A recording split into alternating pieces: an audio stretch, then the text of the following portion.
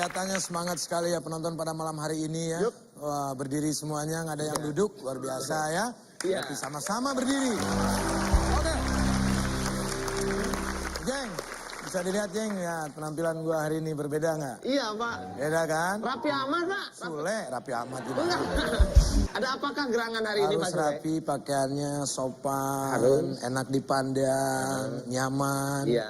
Karena pada malam hari ini kita akan kedatangan tamu yang sangat istimewa. Istimewa. Iya, seseorang yang jumping naik motor di Gelora Bung Karno saat Asian Games kemarin.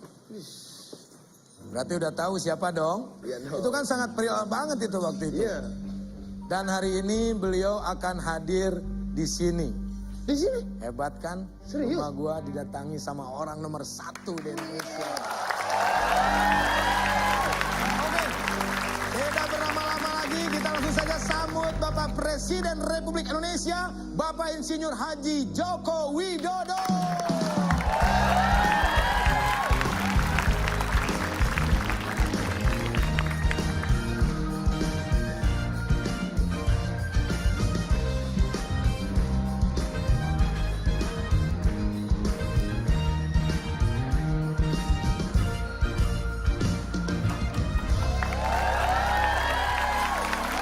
Terima kasih Pak Presiden sudah mau belusukan ke rumah saya. Saya merasa ciri khas Bapak kalau ketawa kan gitu. Iya. Saya sangat bangga Pak, bangga sekali tak terhingga. Bapak mau singgah di rumah saya. Bagaimana Pak tadi perjalanan dari istana atau dari mana Pak? Oh dari istana ya. Mungkin nggak bisa ngomong karena ketutup sama helm Pak ya. Pak mohon maaf nih Pak. Biar nggak kepanasan, biar saya juga bisa langsung bertatap muka dengan Bapak enak. Bisa dibuka mungkin Pak di helmnya? Helmnya. Ternyata Pak Presiden tuh selera humornya tinggi ya. Apa?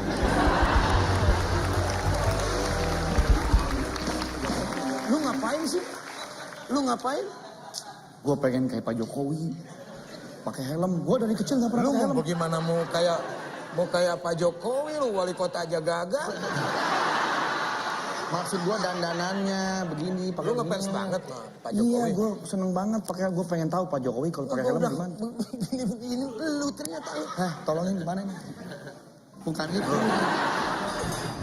Gimana bukannya? Gue juga nggak tahu. Oh ini nih. Ya udah. Ah, pakai yang beginian. Kalau begitu, kita undang sekali lagi dan kita sambut Presiden Republik Indonesia, Bapak Insinyur Haji Joko Widodo.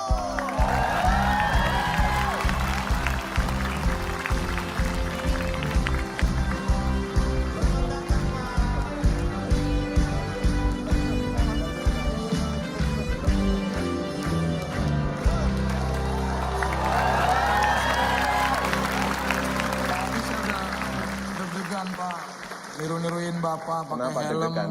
Dia yang apa? Ini siapa tadi Pak?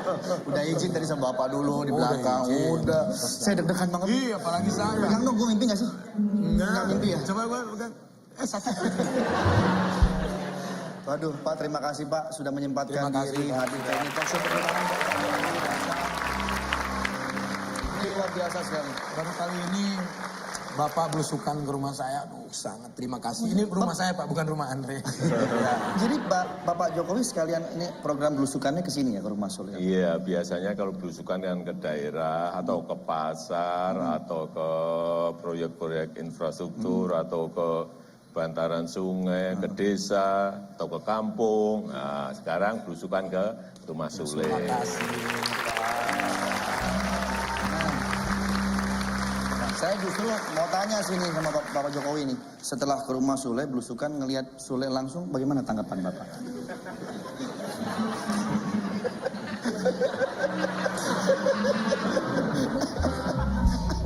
Bagaimana Pak? Sebelumnya saya bayangin Mas Sule itu ganteng. Nah, ini nih.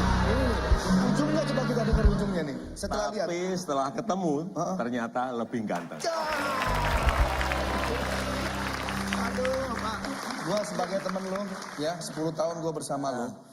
Baru kali ini ada salah satu orang yang memuji Pak Presiden. Iya, makanya. Luar biasa. Terima kasih Pak. Tapi oke, Andre, lu Iya. tadi kenapa lu berpakaian seperti Bapak waktu di Iya, video? minta di maaf Asian nih Pak. Games? Sebetulnya saya tuh dandan begitu karena terkesima dengan tayangan video waktu Bapak naik motor menuju GBK itu menurut saya luar biasa. Sampai jumping begitu. Jumping, ya. Heeh. Nah, jadi ada kesan tersendiri buat saya tuh Pak. Ya itu kan apa? Itu kan hiburan ya. Itu kan pertunjukan dalam rangka opening seremoni Asian Games 2018 yang lalu. Saya saat itu disampaikan oleh Mas Tama, Pak Jokowi, naik motor gimana? Oh saya siap-siap saja, saya juga sering naik motor kemana-mana juga. Ya itu naik, tapi yang jumping itu bukan saya. Masa presiden suruh meloncat gitu sendiri, itu stuntman. Stuntman ya Pak ya. Biar enak mungkin Pak ngobrolnya Pak. Silakan Pak. Tepuk tangan buat Pak Jokowi.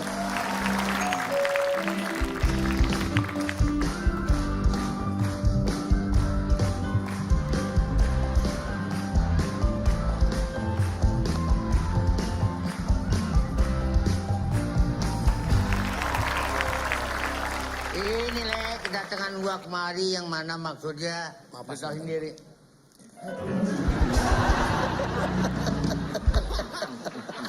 Baik Pak RT. Ini RT di sini Pak. Lu ngomong lah, ini atasan gua nih. Atasan banget dia jauh. Atasan gua. Iya. Ini Pak Presiden, gua kan RT. Iya emang. Pak Presiden Jokowi. Presiden. Nah, saya ngomong begitu barusan. Presiden RI. Ya kan saya ngomong begitu tadi. Budak sih lo.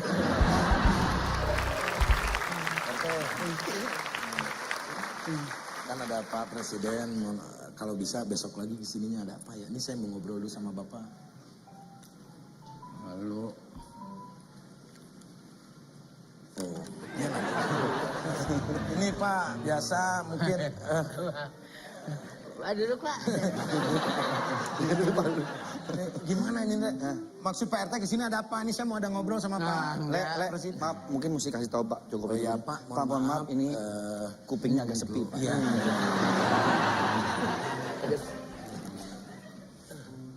Sumbangan lahan parkir baru. Maaf ya Pak ya. Panitia perkirakan menghabiskan Pak, maaf, Pak, ya. biaya total sejumlah 200 juta. Ini lahan parkir mahal banget 200 juta. Bagaimana? Apaan lo? Apa? Masa lahan parkir 200 juta? Gak bisa dong. Dan ini kan bisa nanti diomongin. Percuma kan saya ngomong. Pak dengar Pak, lihat Pak. Nggak usah dibaca lah. Tadi suruh baca. Nggak usah dibaca gimana? Ini Pak biasa dia tuh suka modus Pak kalau kesini Pak. Jadi lahan parkir kalau ada yang parkir harus bayar sama dia Pak. Padahal tanahnya orang lain Pak. Gitu. Nah, syukurin dimarahin. Nah, ini Pak sering modus Pak RT ini Pak. Jadi gini Mas Sule ya, yang namanya RT, yang namanya RW, yang namanya lurah, yang namanya camat, yang namanya bupati, wali kota, gubernur, menteri, presiden, semuanya itu harus melayani rakyat.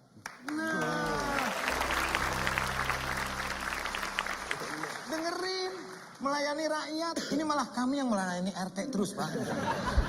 Saya sudah capek Pak.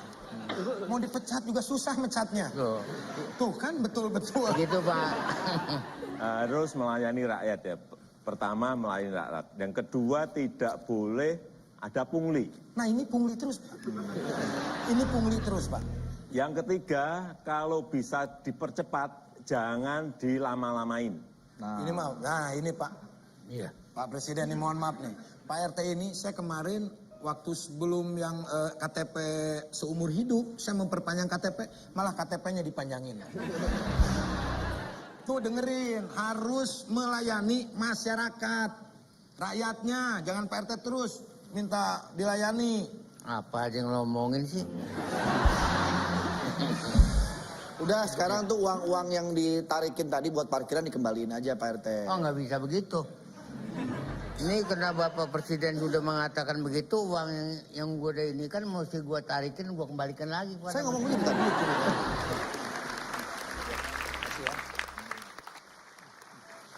Kalau ongkos kayak. Ya, nanti dulu. Ya nanti mau sama Bapak. Tungguin ojek. Ada yang nyautin gua tungguin. Iya kalau gitu ya. Iya. Kita urin. Pak, ya Pak. Ya, Pak, Pak ya RT. Pak. Aduh. Ah, ini Pak RT ini termasuk revolusi mentalnya. Apa Le? Enggak ngomong. Ini lagi ngomong sama Pak Presiden. Enggak ngomongin Pak RT, enggak. Udah salah. Nah, Pak Jokowi, ini saya banyak baca tentang istilah revolusi mental. Kayak Pak RT tuh tadi tuh, mentalnya kurang revolusi. Untuk menjadikan masyarakat Indonesia menjadi lebih baik nih Pak. Seperti apa sih Pak pengaplikasian yang tepat dalam istilah revolusi mental? Iya, jadi revolusi mental bukan hanya jargon-jargon ya, tetapi dalam pelaksanaan memang harus yang tadi, kalau bisa dipermudah jangan dipersulit. Kalau bisa dipercepat jangan dilama-lamain. Jadi kita sekarang ini banyak membangun sistem-sistem baru yang lebih cepat. Saya berikan contoh perizinan satu pintu, online single submission. Nah, ini yang dulu-dulu bisa 6 bulan, bisa setahun lebih, itu hanya ngurus 1 izin. Nah, sekarang ini untuk 9 izin saja, misalnya kayak di BKPM, di online single submission ini hanya memakan waktu 3 jam. 3 jam Ya. saja. Karena memang dunia sekarang kan sudah Betul sekali, digital. Canggih ya, Pak, ya. digital semuanya. Kalau kita masih saya udah ngomong berbulan-bulan saya nggak boleh, apalagi sampai bertahun. Ini sekarang semuanya kalau bisa diselesaikan cepat ya selesaikan cepat. Saya selalu sampaikan seperti pada menteri-menteri agar menteri juga menyampaikannya ke eselon 1-nya, eselon 2-nya, eselon 3-nya, eselon 4-nya semuanya. Jadi itu apa yang dinamakan revolusi mental, berarti mentalnya betul-betul Iya dibuat. betul, karena memang revolusi mental ini kan merubah pola pikir ya. merubah mindset dengan menyiapkan sebuah sistem yang cepat. Karena melayani rakyat itu ya Pak ya. Iya betul, rakyat sekarang nggak bisa suruh menunggu-nunggu Betul, sampai Pak. kayak yang dulu-dulu udah nggak mau. Semuanya harus serba cepat dan dunia juga berubahnya begitu sangat cepat. Ya. Bapak juga kan dari waktu gubernur. Nyalon waktu- gubernur dulu ya. Nah, ada itu istilah belusukan. Dan Dan belusukan ini dari mana Bapak bisa ada sehingga ada kata belusukan dan orang-orang ngikutin ya? ya itu kata belusukan itu populer banget ketika Bapak waktu itu mau mencalonkan menjadi gubernur Iya. DKI, dan belusukan, kata-kata belusukan itu menjadi populer, dan sampai saya sendiri pun pada waktu itu baru tahu Pak, wah belusukan ini artinya apa nih? Iya. Makanya dia gagal Pak waktu itu. Ya jadi ini sudah saya lakukan sejak saya jadi wali kota, Wali kota. 2 periode. Jadi kita datang ke rakyat, entah itu datang ke kampung, datang ke ganggang sempit, datang ke bantaran sungai, datang ya ke semua tempat yang di situ masyarakat ada dan rakyat ada. Untuk apa? Yang pertama untuk mendengar keinginan mereka apa, untuk mendengar kebutuhan mereka apa, untuk mendengar keluhan-keluhan mereka apa. Meskipun tidak semua keluhan, semua keinginan bisa kita berikan.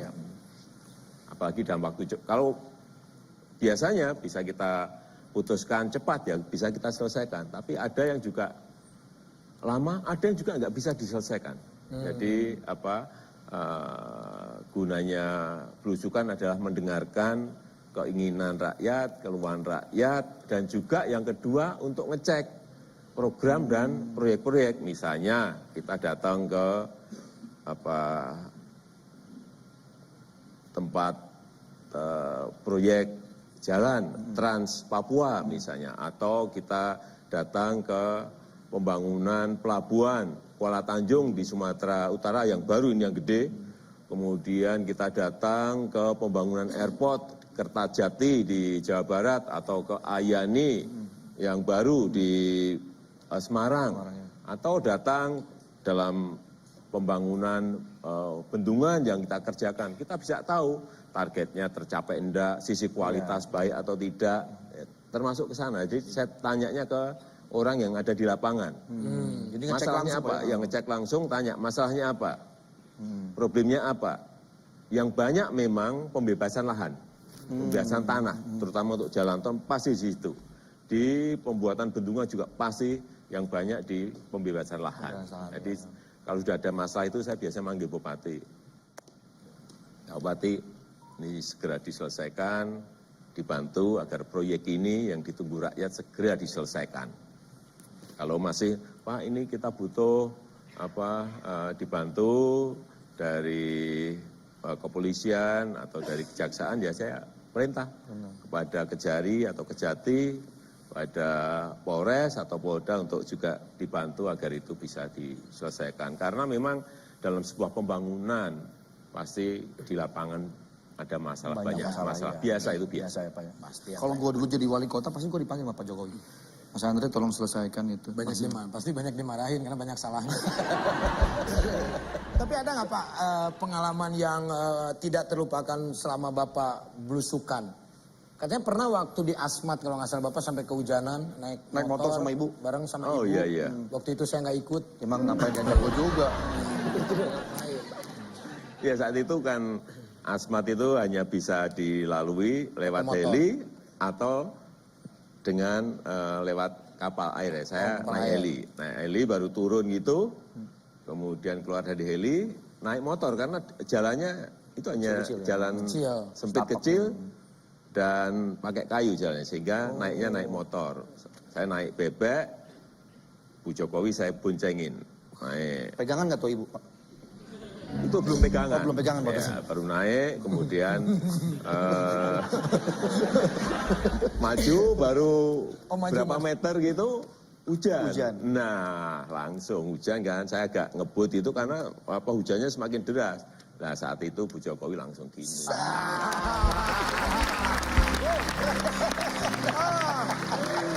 Ternyata Hujan bareng berarti, hujan-hujanan bareng ya. Ternyata seru ya obrolan kita ya. Tentunya nanti kita akan masih mengorek terus ya keunikan-keunikan Bapak Presiden. Tapi nanti setelah yang satu ini, di sini aja.